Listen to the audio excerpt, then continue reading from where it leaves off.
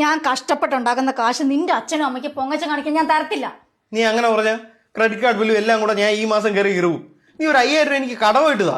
അടുത്ത മാസം ശമ്പളം കിട്ടുമ്പോൾ ആദ്യം തരാം. അവർ അരുണിന്റെ കല്യാണത്തിന് വെങ്കല കലവും ശ്രീയുടെ കല്യാണത്തിന് കുത്തിപ്പോണി ചരുവുമാണ് കൊണ്ടുവന്നത്. നമ്മളും അതുപോലെ കനത്തിൽ എന്തെങ്കിലും കൊടുക്കണ്ടേ? അവര് കൊണ്ടുവന്ന പാത്രവും കൊണ്ട് ചെല്ലാനൊന്നും പറ്റൂല. അവര് നോക്കുമ്പോൾ മൂത്ത മോൻ ദുബായിൽ, രണ്ടാമത്തെ മോൻ കൽക്കട്ടയിൽ. അതുകൊണ്ട് എന്തെങ്കിലും കനത്തിൽ കൊടുക്കണം. നമുക്കൊരു 25,000 രൂപ കൊടുക്കാം. എന്താ കൊടുക്കണം? അപ്പൊ അവന്മാരെ വിളിച്ചിട്ടേ ആൾക്ക് 12,000 രൂപ വെച്ച് അയക്കാൻ പറയാം. എന്താ പറയണം? ഇനി ആ വീട്ടിൽ ഉപ്പ് തൊട്ട് കർപ്പൂരം വരെ നിന്നെ കൊണ്ട് വാങ്ങിപ്പിക്കും. നമ്മളിവിടെ 3 മാസം ചെലവാക്കുന്നത് നിന്റെ അമ്മ 1/2 മാസം കൊണ്ട് തീർക്കുന്നത്. സത്യം പറഞ്ഞാൽ നമ്മൾ പോകുന്നത് 2 തീവിഴുങ്ങി പക്ഷികളുടെ നടുവിലേക്കാണ്. നീ അതൊക്കെ വീട്, അത് അവിടെ ചെന്നിട്ടുള്ള കാര്യമല്ലേ. എന്റെ ആശ്വാസം അതൊന്നുമല്ല. ഇനി അവരോട് നിൽക്കുമ്പോ ഈ വീട്ടിലെ വാടക നമുക്ക് സേവ് ചെയ്യാലോ. പിന്നെ ഈ വീട്ടിന്റെ അഡ്വാൻസ് അച്ഛൻ പറഞ്ഞ് ഒഴിവാക്കിയിട്ടുണ്ട്. അതൊക്കെ അറിയാം. വാടക 15,000. അത് ഓണർക്ക് നീ നേരിട്ട് ഗൂഗിൾ പേ ചെയ്ത് കൊടുത്താൽ മതി. എന്തോന്ന്?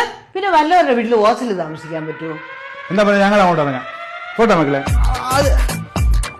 പിന്നെ നിങ്ങൾ ഇവിടെ വന്നല്ലേ ഉള്ളൂ, ഇന്ന് ഇവിടെ ഒന്നും ഉണ്ടാക്കണ്ട, അങ്ങോട്ട് വന്നാൽ വരുമ്പോ 2 കിലോ മട്ടനും ബിരിയാണിക്കുള്ള സാധനം ഇവിടെ വാങ്ങിച്ചു.